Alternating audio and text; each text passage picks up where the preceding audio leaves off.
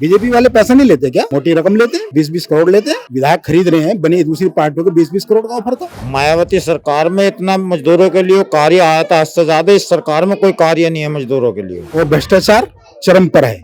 जो काम 100 रुपए में होता आज 1000 रुपए में हो रहा है। मायावती तो खुद ही अपना नाश कर दिया अपनी पार्टी का। जब ये भग जाएंगे जो भी है। खुलेआम सौदा होता है, आप किसी भी ऑफिस में जाइए, मुंह खोल के मांगते इतना पैसा लगेगा, गरीब आदमी कहाँ से देगा? करे क्या, हमारी मजबूरी है, हमारी कहीं गिनती तो नहीं, कहीं और भी वोट देते हैं तो हमारी कहीं गिनती नहीं है। आज के समय की स्थिति है कि आप चिल्लाते रहो, कोई आपकी सुनने वाला नहीं है। सरकार तो गरीब आदमियों को एक उसमें भगा रखा है, ना अनाज देते और उसमें भगा रखा और कुछ नहीं। आने वाले समय में वीडियो को बिल्कुल बर्बाद करने की साजिश चल रही है। सब मजदूर ठल लिए मक्के वहीं, ऐसे समाज का सबसे ज्यादा नुकसान है इस सरकार में। बड़े बड़े बिजली घरों की जो आज जो चल रहे हैं प्रेजेंट में, वो बहन जी की देन। गरीब आदमी पैसा देगा नहीं, वे मोटी पार्टी है, वे मोटा पैसा दे देते हैं तो पैसे के लालच में उनको टिकट मिल जाता है। जय भीम साथियों, आप सभी को पता है कुछ ही समय में लोकसभा चुनाव आने वाले हैं। लोकसभा चुनाव के मद्देनजर लगातार भीम सेना आपको हर गली, हर क्षेत्र, हर मोहल्ला, हर कस्बा, हर गांव में जाकर लोगों की राय नजरिया बता रहे हैं।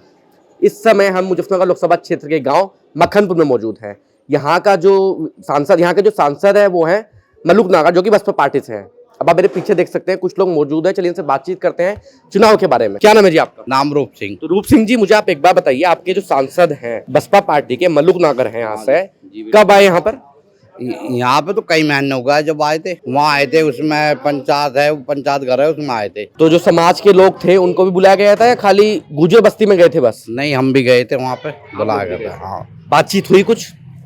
बातचीत तो बस सिर्फ हम तो जाके पहुंचे थे, बारिश पड़ने लगी थी। अच्छा, वैसे कुछ काम कराया गांव में, कुछ सड़क बनवाई अपनी निधि से? उस बारे में हमें कोई पता नहीं। यहाँ से कोई उनके नाम का कोई नहीं है, और के नाम के हैं। 5 साल में सिर्फ एक बार आए वो? हाँ, एक बार आए। एक बार।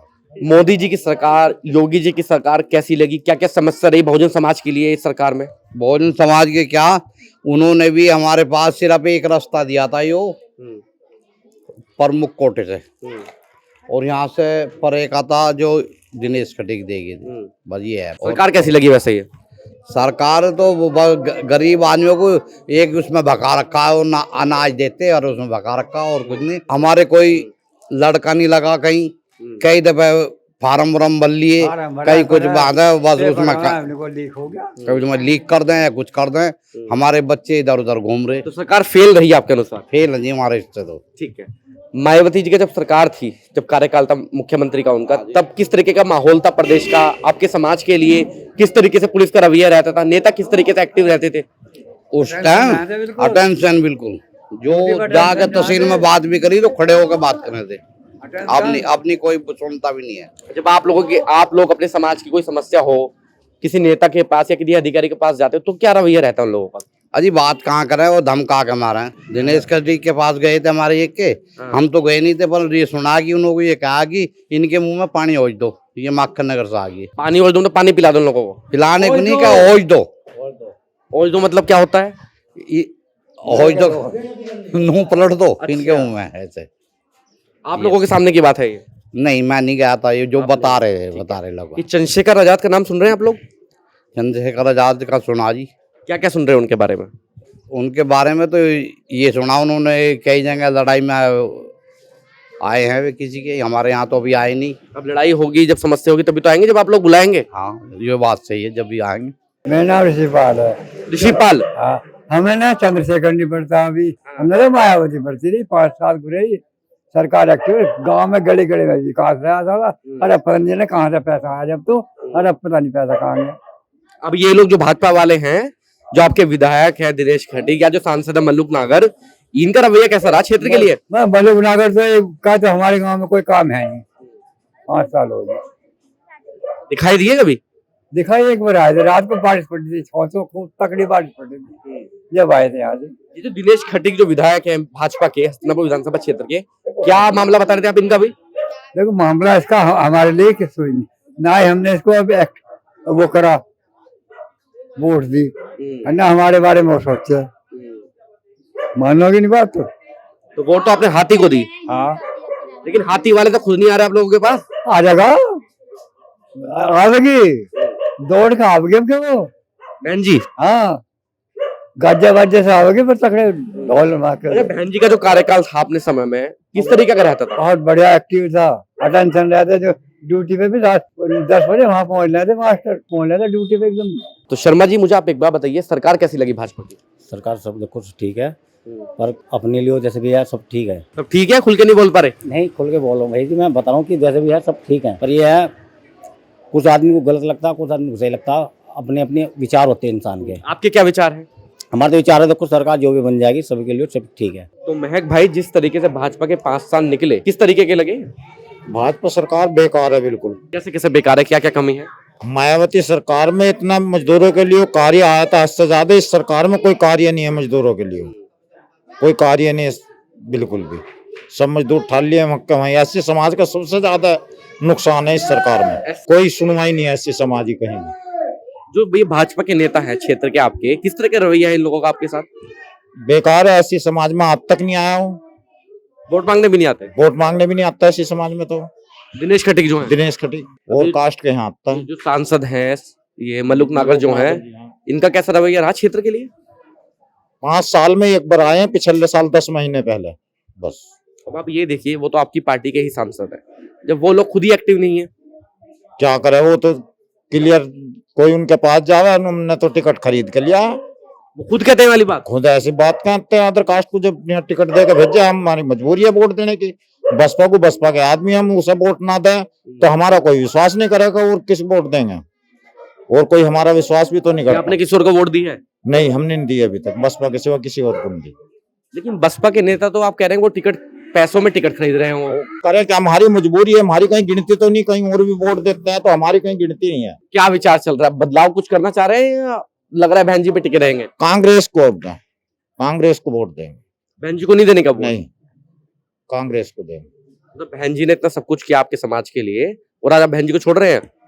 जब सुनवाई नहीं हो रही, कोई आदमी अपना नहीं है, अपने समाज में कोई है ही नहीं ऐसा जो 1-2 टिकट अपने समाज के आदमियों को दे। था एक हमारे क्षेत्र का हो गया श्रम विधायक, वो बेकार कर दिया बिल्कुल, किसी दिन का नहीं छोड़ा। सपा में चले गए वो तो? और सपा में चले गए, निकालने हैं, जब भी तो गए। कई बार उन पर लाठी चार्ज हुई है, परेशान करे गए, जब भी तो सपा में गए। अच्छा, कुछ लोगों की शिकायत ये भी है कि बहन जी जो है टिकट मुसलमानों को दे देती है। अब हमारे यहाँ मुसलमानों को भी देते हैं, तो मुसलमानों ने कुछ विकास तो करवाया, काम तो दिया है। जो पहले MP है रह के गए, उन्होंने कुछ काम तो दिया है, इसने तो कुछ भी काम नहीं दिया।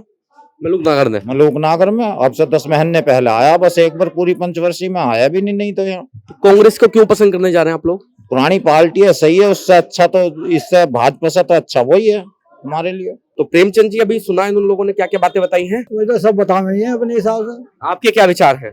हम तो बसपा के हैं पहले से, अब जब थोड़ा बहुत इसका सुना चंद्रशेखर का। हाँ, क्या क्या सुना है चंद्रशेखर के बारे में? भाई आ जाओ जैसा बुलाते हैं किसी को, पर यहाँ तो आया ही नहीं अभी तक। नहीं, वो वहां पहुंचने के, देश पूरा बड़ा है, उनके ऊपर बहुत बड़ी जिम्मेदारी है। जहां भी दलितों के साथ अन्याय होता है, वो सबसे पहले खड़े मिलते हैं आप लोगों को।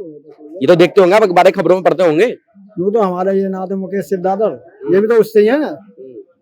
ये इन्हें कहीं भी बुला लें तो ये आ जाते, अब वो कहाँ जेल में। अच्छा, आपको दिख रहा है कि उत्तर प्रदेश की पूर्व की 4 बार की मुख्यमंत्री आज इतना चुनाव में चुप क्यों रहती है? कारण क्या लगता है आपको? कारण ये लगता है कि फिर ऐसी धरे जाएंगे, जैसे दूसरों को बंद कर लें, भाजपा तो बंद कर देगी, इस पे तो वो है, इसलिए ईडी CBI। हाँ। मतलब ये कह रहे हैं कि अगर बहन जी थोड़ा बोलेंगी तो ये भाजपा वाले इनको भी बंद कर देंगे। इसको बंद कर देंगे, क्या ये है और क्या चक्कर है, यानी बोलने में क्या है। मायावती तो खुद ही अपना नाश कर दिया अपनी पार्टी का, जब ये भी भग जाएंगे जो भी है। सतीश जी, जिस तरीके से मैं लोगों से बातचीत कर रहा हूँ, लोग बहन जी से इस समय नाराज है, आप भी नाराज हैं? नहीं, मैं नाराज नहीं हूँ। दरअसल लोगों को भी पूरी नॉलेज नहीं है। बहन जी की जो कार्यशैली रही है, उन्होंने एक लाइन खींची है विकास की, जिन्हें आज तक किसी ने क्रॉस नहीं किया, नहीं करेगा। किस किस तरीके का विकास था उस समय? अरे आप किसी भी क्षेत्र में देख लीजिए, बहन जी की जो प्रशासन इस टाइम सरकार आई थी, उससे पहले गांव की आप हालत देखिए। गांव में खड़ूंजे लगते थे, प्रधान उन्हीं को उखाड़ देते, उन्हीं को लगा देते, विकास हो गया। लेकिन बहन जी की सरकार जब से गांव के अंदर लागू हुई, यूपी के अंदर हर गली में आप देखो सीसी रोड, लाइट की व्यवस्था। सबसे बड़ी प्रॉब्लम थी यूपी में लाइट की। बड़े बड़े बिजली घरों की जो आज जो चल रहे हैं प्रेजेंट में, वो बहन जी की देन है। प्लानिंग बहन जी ने की, सड़कों का विकास किया, और सबसे बड़ी बात थी कि करप्शन को उन्होंने कंट्रोल किया था। अधिकारों का रवैया कैसा था? अधिकारी तो बिल्कुल एक पैर पे खड़े रहते थे बहन जी की सरकार में। 7 बजे यदि अधिकारी को ऑफिस में पहुंचना तो 6:45 बजे एंट्री हो जाती थी उसकी। आज के समय की क्या स्थिति है? आज के समय की स्थिति है कि आप चिल्लाते रहो, कोई आपकी सुनने वाला नहीं है। ये हर समाज की स्थिति है या बहुजन समाज की स्थिति है? बहुजन समाज की 100% यही स्थिति है, चाहे बहुजन समाज हो, चाहे ओबीसी वाला हो, चाहे आप मुस्लिम लोग हो, सबकी स्थिति इनकी तो कोई सुनने वाला है नहीं। और भ्रष्टाचार चरम पर है। जो काम 100 रुपए में होता आज 1000 रुपए में हो रहा है। खुलेआम सौदा होता है, आप किसी भी ऑफिस में जाइए, मुंह खोल के मांगते इतना पैसा लगेगा, गरीब आदमी कहाँ से देगा? गरीब आदमी का शोषण हो रहा है सरकार के अंदर। केवल इनको 5 किलो गेहूं और अनाज में बहकाया जा रहा है। इनको आने वाले समय में पीढ़ियों को बिल्कुल बर्बाद करने की साजिश चल रही है, क्योंकि कार्य इनके पास है नहीं। अनाज और चावल देकर के इनको बहकारे कब तक देंगे? जिस दिन ये बंद हो गया फिर क्या होगा लोगों का? एक क्रांति होगी देश के अंदर। भूखा जब पेट होता है ना, तो कुछ भी करने को तैयार हो जाता है, क्योंकि आप मंदिर मस्जिद धर्म के नाम पर लोगों को कब तक बहकाओगे? सच्चाई एक दिन सामने आएगी। और रही बात भाई चंद्रशेखर की, वो एक जुझारू नेता है। कहीं भी किसी के ऊपर अत्याचार होता है, सबसे पहले भाई चंद्रशेखर खड़े होते हैं। लोगों को भी पता नहीं उनके बारे में। आने वाले बसपा की पोजीशन डाउन जा रही है और भाई चंद्रशेखर मजबूत हो रहे हैं। भविष्य है हमारा वो, और हमें ये डिसीजन लेना पड़ेगा कि हमारा हित कहाँ होगा, कौन हमारी आवाज को उठा सकता है। भाई चंद्रशेखर एक ऐसे शख्स हैं आज हमारे समाज के अंदर, खड़े होकर के सीना ठोक करके बीजेपी के सामने कह देते कि आप भी गलत कर रहे हो। वो हर गरीब की आवाज उठाने के लिए तैयार रहते हैं। मैं तो मानता हूँ उनसे बेस्ट लीडर आज कोई दलित समाज में नहीं है। पी चिदम्बरम सुप्रीम कोर्ट के एडवोकेट रहे हैं, कई बार वित्त मंत्री रहे हैं। जब उन लोगों को बीजेपी ने नहीं छोड़ा, उनको जेल में डलवा दिया, तो बहन जी किस खेत की पैसा? वो तो अकेली है। अभी कुछ लोग ये भी सवाल कर रहे हैं, मैं मुजफ्फरनगर लोकसभा सीट की बात करूं या मेरठ की बात करूं, तो कुछ लोगों के मन में, जो बहुजन समाज के लोग हैं, उनके मन में सवाल ये है कि जब कोई भी बीजेपी के खिलाफ बोलता है तो बीजेपी उसको अंदर कर देती है। चंद्रशेखर भाई पे बीजेपी हाथ क्यों नहीं डालते? इसलिए डाले। अरे चंद्रशेखर पे डालेंगे क्यों? उन्होंने किया क्या है? वो तो अभी जुझारू लीडर हैं, वो तो लड़ रहे हैं। आपके अभी खुद के शब्द थे कि इतने बड़े बड़े लीडर को नहीं छोड़ती बीजेपी, तो फिर मेरी आप बात सुनिए। जो कोई भी इंसान राजनीति में रह गया है, जिसने 4 साल मुख्यमंत्री का पद संभाला है, कहीं ना कहीं कुछ ना कुछ लूज पॉइंट होता है। सरकार होता है कि कहाँ उसका लूज पॉइंट है, कहाँ से उसको पकड़ना है। चंद्रशेखर भाई तो अभी किसी पद पे पहुंचे नहीं। ये खुद कहते हैं कि कहीं ना कहीं किसी ने घोटाले किए हैं, इसलिए पकड़े जा रहे हैं। अरे सब नेता एक दूसरे क्यों नहीं खड़े? सारे एक बात बताइए आप मुझे, सब चिल्ला रहे कि बीजेपी गलत कर रही है, सारी पार्टियां कर रही हैं। एक तरफ आप इंडिया गठबंधन बना रहे हो। अरे जब गठबंधन बना रहे तो फिर आपको टांग खिंचाई क्यों हो रही है? और सबसे बड़ी बहन जी की मैं एक कमी बताता हूँ, काशीराम साहब ने बनाया था बहुजन। बहुजन का मतलब क्या होता है? इन्होंने बहुजनों को एक साइड करा और सवर्णों को बैठा दिया मेन पदों पर। क्यों दौड़ लगे? लोग पार्टी छोड़ करके क्यों भागे? जब बहुजन का गठबंधन एक बना था तो बहुजनों को ही तो जोड़ना था आपको। आप एक तरफ कह रहे हैं कि 15% स्वर्ण है केवल, तो आप 15% को एक साइड करें ना, 85% को जोड़ो केवल। जब आप 85% को जोड़ोगे तो कैसे आपकी सीटें नहीं आएंगी? गरीब आदमी पैसा देगा नहीं। वे मोटी पार्टी है, वे मोटा पैसा दे देते हैं, तो पैसे के लालच में उनको टिकट मिल जाता है, इसलिए पार्टी में टूट हो रही है। नगीना लोकसभा सीट की बात करूं, चंद्रशेखर भाई का इतना जोर चल रहा है ना सीट पर, आप जाके देखिए कोई नेता, क्या लोग अखिलेश यादव को पसंद नहीं कर रहे हैं वहां पे। बिल्कुल, अरे उनकी लोकप्रियता है, उनके कार्य हैं, इसमें कोई शक नहीं है कि चंद्रशेखर भाई वास्तव में जुझारू नेता है। और आने वाले बसपा डाउन जाएगी और चंद्रशेखर भाई मजबूत होंगे, ये भी रियलिटी है। मेरा एक सवाल आपसे ये भी है, अभी मध्य प्रदेश में चुनाव था, आपने देखा होगा कई जगह चंद्रशेखर भाई बहन जी को बुआ कहते कहते नहीं थक रहे, लगातार बातचीत करने को तैयार है वो। मायावती जी के भतीजे आकाश से पूछा गया कि चंद्रशेखर के बारे में उनके क्या विचार हैं, तो उन्होंने कहा कि कौन चंद्रशेखर, इसके पीछे क्या राजनीति आपको दिखाई देती है? ये अपरिपक्व राजनीतिक का आप उन्होंने उदाहरण दिया है। उनको वो परिपक्वता का परिचय नहीं दिया उन्होंने। जानते नहीं वो चंद्रशेखर भाई कौन है? एक छोटी सी स्पीच ने कांग्रेस की लुटिया डुबो दी एमपी में। उन्होंने तो कहा था कि कौन अखिलेश, यही कहा था ना कमलनाथ जी ने, यही कहा था ना कौन अखिलेश। उसी एक वर्ड ने अखिलेश ने जाकर के उनके विरोध में प्रचार किया था कि कांग्रेस को आपको वोट नहीं करनी। तो ये कोई भी है, नेता है चाहे कोई आम इंसान है, उनको बिल्कुल सोच समझ करके अपने शब्दों को चयन करना चाहिए और बोलना चाहिए कि इसका आने वाले समय में क्या प्रभाव पड़ने वाला है हमारे समाज के ऊपर, या हमारी पार्टी के ऊपर, या हमारे श्रम के ऊपर। सांसद साहब के क्या हाल चाल रहे? सांसद देखो, इस क्षेत्र का एक शुरू से ये सोच थी कि भाई बसपा ये मुलुक नागर 3-4 बार चुनाव हमारे क्षेत्र से लड़े हैं, और जनता की एक ख्वाहिश थी कि एक बार मुलुक नागर जी को एमपी बनाया जाए। सभी की, सबने मिलकर के वोट किया, उनको बनाया, एमपी बनाया। चलो पहले तो कोरोना का था कि कोरोना में उनकी निधि बंद कर दी थी, लेकिन बाद में तो निधि चालू है। लेकिन उन्होंने एक रिकॉर्ड बना दिया कि आज तक क्षेत्र में कहीं भी एक पत्थर उनके नाम का नहीं है, कहीं भी। पूरे क्षेत्र के अंदर। कुछ लोगों को बहन जी से नाराजगी ये भी है कि बहन जी की जो नेता है वो एक्टिव नहीं रहे हैं। बिल्कुल बिल्कुल एक्टिव नहीं है भाई। आप दूर को, हम तो अपने सांसद को बता रहे हैं, सांसद जी का ये हाल है कि उन्होंने क्षेत्र में आकर के एक बार भी किसी से ये नहीं पूछा कि आपकी कोई प्रॉब्लम है, आपके क्षेत्र में कोई विकास का कार्य होना है, कुछ नहीं। एक बार आए थे, पिछले साल आए थे, वो नाइट में तो बारिश हो रही थी, लोग वहां पे इकट्ठा हुए थे, उन्होंने कहा बताइए आपका कोई कार्य है। तो हमारे गांव के बाहर की तरफ एक सर्कुलर रोड बनी हुई है, जो प्रधान जी ने प्रस्ताव रखा था कि भाई हमारी एक रोड है बहुत खराब है, वो काफी समय से, आप इसको बना दो। ठीक है जी, बन जाएगी। अभी तक तो कुछ बना नहीं है इसमें, तो फेल रहे मतलब सांसद साहब। बिल्कुल जीरो देंगे हम उनको। क्योंकि बहन जी पे भी ये आरोप लगता है कि बहन जी अब टिकट जो है वो पैसे में देने लगी है। कौन सी पार्टी जो पैसे लेकर टिकट नहीं देती? यही तो राजनीति होती है। मुझे एक पार्टी का नाम बताओ जो पैसे लेकर टिकट नहीं देती। बीजेपी वाले पैसा नहीं लेते क्या? मोटी रकम लेते हैं, 20-20 करोड़ लेते हैं। अभी ये विधायक खरीद रहे हैं, बनी दूसरी पार्टियों को 20-20 करोड़ का ऑफर था। अरे वो पहले टिकट दे रहे हैं पैसे दे करके, तो बाद में खरीद रहे हैं जीते हुए विधायकों को। वो सबसे बड़ा अपमान नहीं करे जनता का।